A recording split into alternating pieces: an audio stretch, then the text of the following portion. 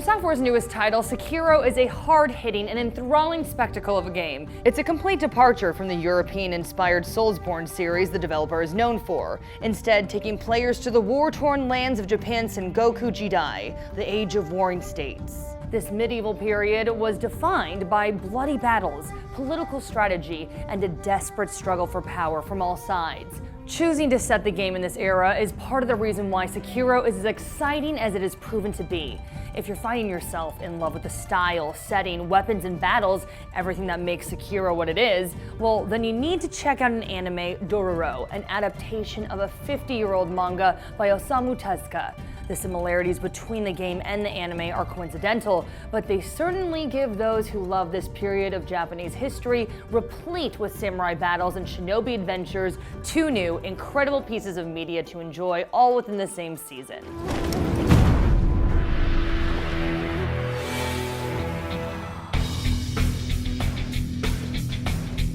Both Sekiro and Dororo take place at the height of the Sengoku period, with Sekiro following the journey of a shinobi who is honor-bound to his master, the Divine Heir, a descendant of an ancient bloodline with the power of immortality. Sekiro must defend the Divine Heir in order to both honor his vow as a shinobi and to prevent the Divine Heir's immortal power from falling into corrupted hands, namely those of the game's avaricious villain, Genichiro.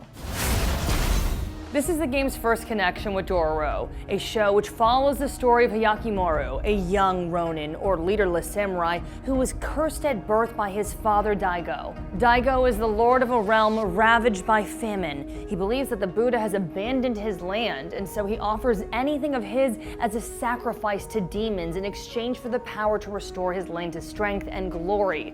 They decide to take his newborn son's limbs, skin, eyes, ears, and other vital parts. The obsession with and the desperate search for power is an obvious theme to go for in a time when the land belonged to no one and every warlord wanted power and control. In Sekiro, we see Genichiro wanting to build an immortal army using the dragon heritage power, and in Dororo, we see Daigo willing to sacrifice his son to bring power back to his land. Daigo did not entirely succeed, however, as Hyakimaru is saved by Jukai, a man who crafts Hyakimaru new prosthetic limbs and teaches him how to fight with them.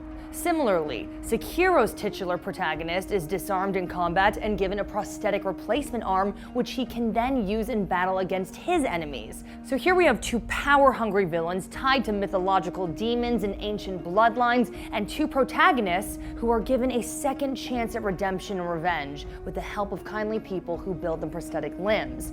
Again, these similarities are just fun coincidences, but fans of one might get a lot of enjoyment out of digging into the other. The similarities do stretch a little further than that, though. There is also a dark question that hangs precariously over both protagonists. Are Sekiro and Hyakimaru ultimately good? Just as Sekiro is at one point warned that his excessive killing could lead him down a dark path, in a later episode of Dororo, an old blind man who aids Hyakimaru says to him, "I see you've killed humans as well. You better be careful."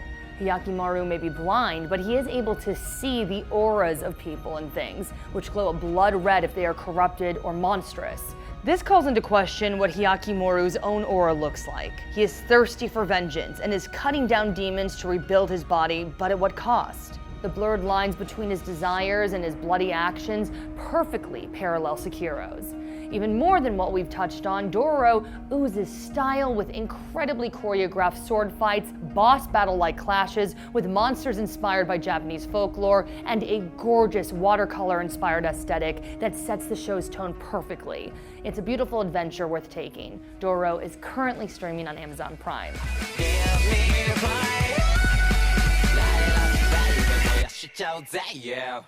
So do you want to check out the anime? Tell us in the comments section. And do not forget to check out our videos on the best new anime of 2019 so far and the anime coming to Netflix in 2019. And as always, be sure to follow and subscribe to IGN wherever you like to watch.